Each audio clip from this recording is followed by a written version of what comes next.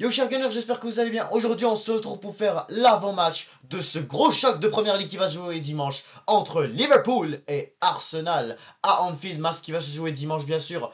Et bien évidemment que je suis bien hype, je suis très impatient d'assister à ce fameux match face aux champions d'Angleterre, face à nos rivaux. Voilà, les deux équipes, faut le dire, hein, lorsqu'on voit vraiment à quel point les deux vraiment vont tout donner pour essayer de prendre les 3 points. Vraiment, ça va être juste la guerre aujourd'hui et que la meilleure équipe gagne surtout. Hein. Mais en tout cas, dans cette vidéo, c'est que nous allons faire l'avant-match de cette grosse rencontre, de ce gros clash. Et même juste avant de commencer, n'hésitez pas à vous abonner, liker, commenter, ça fait toujours un très grand plaisir de vous avoir dans mes vidéos. Alors déjà, faut savoir que clairement, c'est l'une des deux seules équipes avec Tottenham qui sont les seuls, clairement, à avoir gagné la semaine dernière. Enfin, qui a gagné la semaine dernière, et aussi lors de la première journée. Voilà, ça fait les deux, ils ont 6 points. Mais en tout cas, celui qui est premier de la ligue, bien évidemment que c'est Arsenal, vu que pour l'instant, c'est 6 buts marqués, 0 encaissés. Liverpool, c'est 7 marqués, je crois, et 5. Non, 4 encaissés, excusez-moi. Voilà, 7 marqués, 4 encaissés, voilà. Donc, voilà, bien sûr, hein, bien sûr que Liverpool aussi, ils ont joué des équipes beaucoup plus relevées, faut le dire. Lorsqu'ils ont joué Bournemouth qui est pas très facile à jouer. Nous, on joue United, ce qui a été quand même pas facile non plus pour nous, Arsenal, vu que c'est souvent compliqué de jouer là-bas. Mais en tout cas, faut savoir que on voit qu'il y a comme du talent, qu'il y a du talent derrière tout ça. Il y a des points forts que possède telle équipe, mais que l'autre non. Il y a des joueurs.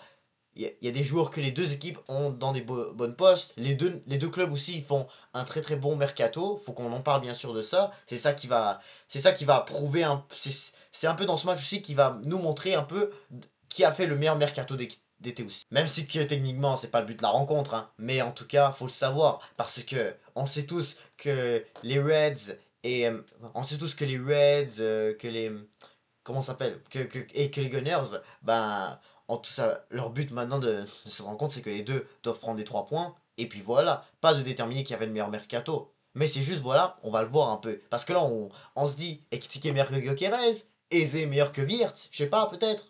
On sait pas, mais en tout cas, on discutera de ça tout de suite. Bah alors, déjà, on doit commencer par déjà faire le 11 que je voudrais bien voir lorsqu'on va jouer cette équipe euh, de même de même Liverpool, voilà.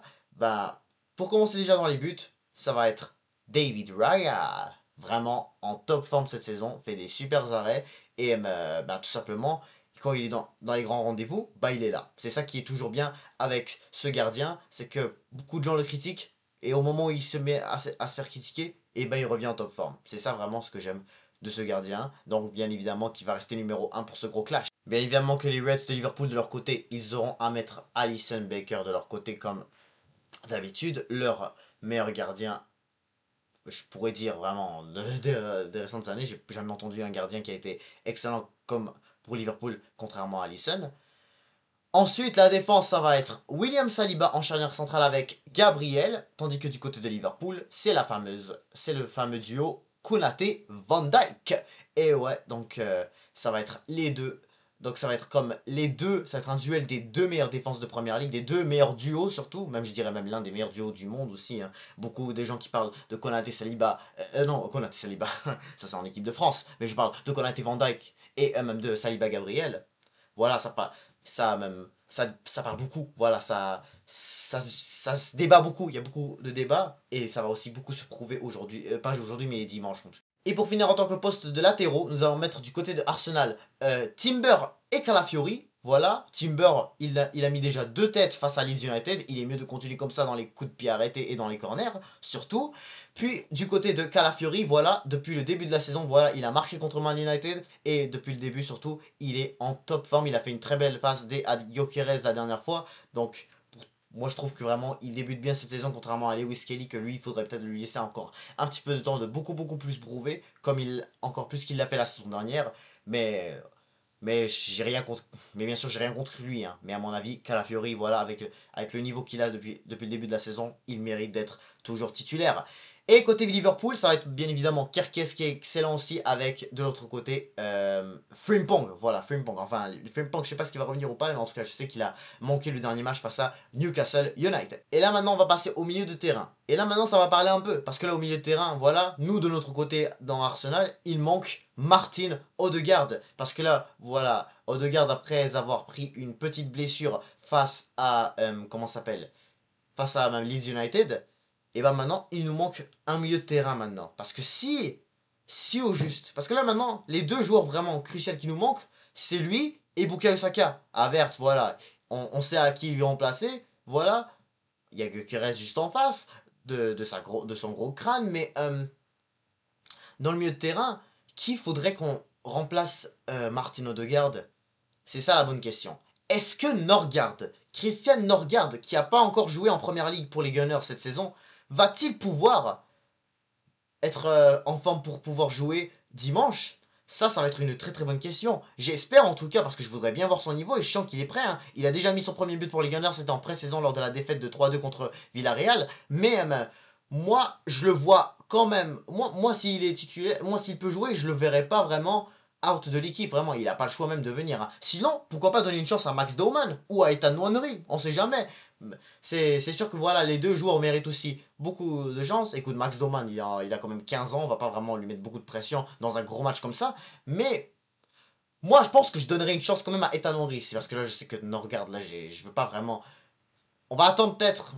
Non, non, laisse faire. Si Norgard peut jouer, bah voilà, je préfère mettre Norgard, même si que j'adore aussi Ethan Henry. Il mérite beaucoup de temps de jeu aussi. Mais en tout cas, peut-être Ethan Nwaneri ça marcherait. Vous dites-moi en commentaire. Dites-moi en commentaire, Nwaneri ou Norgard, peu importe. Sinon, si Norgard n'est pas en forme, bah ça va être Nwaneri, voilà. Si, au cas où. Et bien évidemment le reste, Zubimendi et Declan Rice. Côté Liverpool maintenant, on va voir McAllister qui est revenu de petites blessures apparemment face à Newcastle. Il a manqué le match d'ailleurs face à Newcastle. C'est pour ça qu'on l'a pas vu. C'est pour ça qu'on l'a pas vu dans le match. Avec bien sûr Ryan Gravenberch qui a mis un but quand même qui a mis un but quand même dévié, je pense que c'était dévié un petit peu, mais bref. Avec bien sûr Florian Wirtz. Florian Wirtz. Est-ce qu'on peut dire que Florian Wirtz fait un bon début de saison?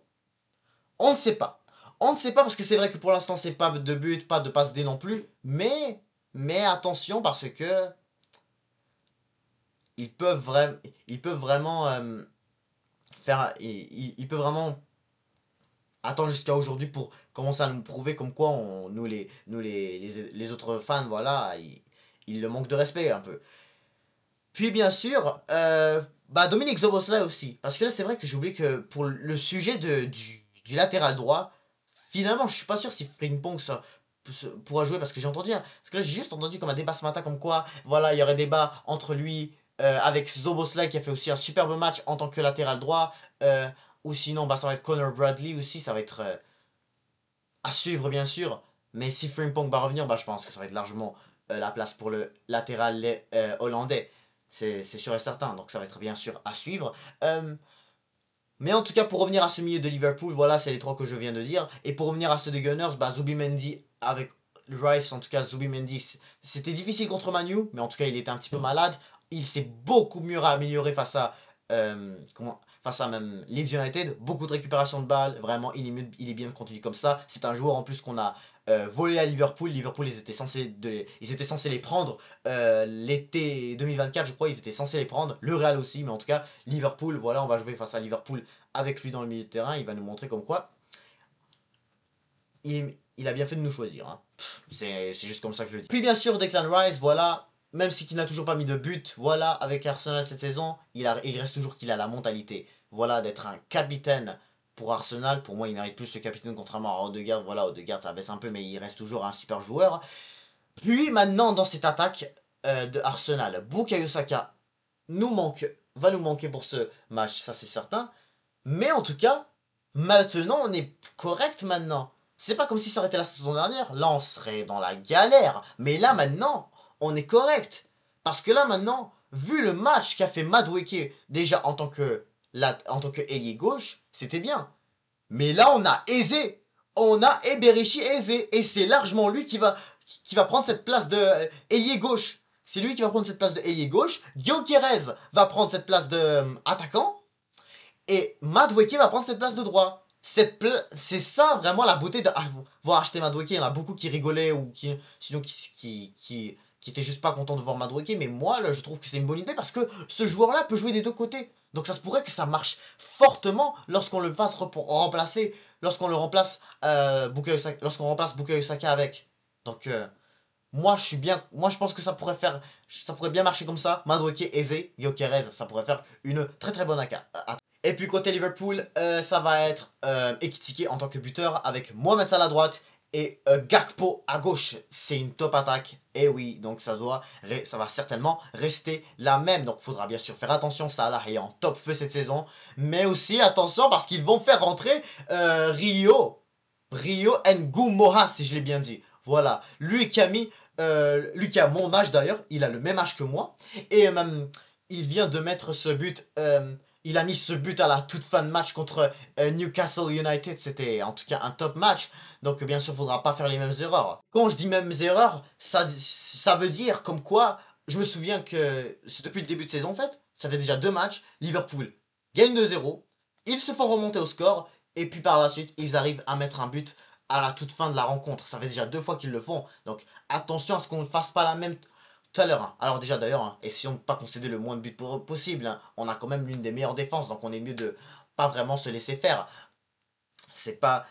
C'est Liverpool en face, donc là vraiment ça va pas du tout rigoler. Ça va être très très dur en tout cas. Ça va être très très dur parce que Liverpool en tout cas reste toujours que leur attaque reste un de leurs points forts, surtout voilà avec l'arrivée de Ekitike. Ekitike maintenant ça fait 3 matchs avec Liverpool, ça marque. Donc faudra faire très très très attention cette fois-ci. J'aimerais vraiment que Ekitike, on le lâche pas. Il faut pas qu'on le lâche, hein. Surtout que là maintenant ils vont bientôt prendre Alexander Isak aussi, ce qui va me faire très très mal pour cet attaquant français, mais là, écoutez, parce que je comprends même pas ce qui se passe dans la tête à Liverpool actuellement. Je sais d'accord, Alexander Isak reste l'un des meilleurs attaquants du monde, d'accord, je le sais. Mais par contre, Ekitike, vous voyez ce qu'il est en train de faire là, il est en train de montrer à Liverpool comme quoi il est un très très bon attaquant. Même les Bleus, je sais pas pourquoi ils n'ont même pas décidé de l'appeler pour cette trêve. C'est ça qui est bizarre un peu. Mais pour moi, Ekitike, c'est l'un des meilleurs joueurs depuis ce début de saison. Alors certes, les deux équipes auront fait quand même un bon mercato cet été-là, mais faut le dire la vérité, selon moi, je pense que Arsenal reste quand même la meilleure équipe là-dessus, parce que je sais que Liverpool quand même ont pris Florian Wirtz, Frimpong, ils ont pris 2 joueurs du Bayer Leverkusen, ils ont pris Ekitike, voilà, Ekitike qui est super, il est excellent, mais en tout cas, nous, on a quand même pris Gyökeres, on a pris Zubimendi, on a pris quand même des joueurs qu'on avait besoin, nous. C'était comme plus nous qu'on avait besoin de certains. Mais c'est sûr que Liverpool aussi avait quand même besoin d'un milieu et d'un buteur aussi parce qu'ils se sont débarrassés de Nunez et de Diaz. Mais bref, c'est sûr que là maintenant, je vois que peu importe. C'est sûr que là, Eze, vraiment, même Liverpool le voulait. En fait, on n'était pas les seuls à le vouloir. Tottenham le voulait, Chelsea le voulait, et bien Liverpool aussi. Si Liverpool n'aurait pas pris Wirtz, eh ben Eze sera certainement à eux, hein, et pas à nous. Mais en tout cas, même il serait peut-être à nous aussi, parce que là, nous, on a déjà des Martinelli et des l'autre là, Trossard, mais en tout cas, moi je suis déjà très très très satisfait de ce mercato. En plus, on vient de signer Hincapié aussi. On a signé un nouveau défenseur parce que je crois que Kivior aussi s'est en allé vers Porto. Donc on verra ça, vraiment, on verra ça vraiment, qu'est-ce que ces nouveaux joueurs-là vont nous rapporter de plus en plus, surtout vraiment dans cette grosse rencontre à Anfield. Donc là maintenant, juste avant de terminer cette vidéo, passons maintenant au pronostic, la chose qui va être le plus dur pour cette fin de rencontre, parce que si on veut être bien réalistique, selon moi, je verrai un 2-2 entre les deux équipes. Ça a été le cas 2 fois la saison dernière, mais je vois vraiment un 2-2 comme vraiment mérité là. Les deux vont se donner à fond. C'est un title decider, comme on dit en anglais. Ça va être ce match va être un décisif pour le titre. Genre, ça va être une grosse rencontre, ça c'est certain. Ce qui est certain en tout cas, c'est que si on j'y crois quand même à une victoire. J'y crois quand même à ce qu'on peut leur mettre quand même un petit 2-1 là-bas. Et vraiment, si on peut genre leur mettre un corner, etc. Et par la suite on défend le reste, comme on a fait face à United. 1-0 peut-être, on gagne là-bas 1-0 et par la suite voilà, on défend, voilà, comme on le fait souvent. Mais il faut dire que Liverpool aussi, ça défend très très bien les corners, donc il faudrait faire attention. C'est aussi, la défense aussi reste quand même un de leurs points forts, comme face à Newcastle, ils ont bien tenu. Donc faudrait vraiment qu'on pratique bien nos points forts à nous aussi pour que peut-être on puisse réussir à les avoir sur un corner. Et puis par la suite, voilà, tu fais tout pour essayer de les empêcher de marquer. Ça peut déjà me valoir très très bien. Mais je veux quand même qu'on joue ce match. Je veux qu'on joue ce match. J'espère que Eze va se donner aussi pour son premier match pour les Gunners face à Liverpool. Hein. Ça va être vraiment un match exceptionnel. Donc voilà, c'est la fin de ce débrief. Je vous laisse là. N'hésitez pas à vous abonner, liker, commenter. C'était Adama FC Maroc. Ciao!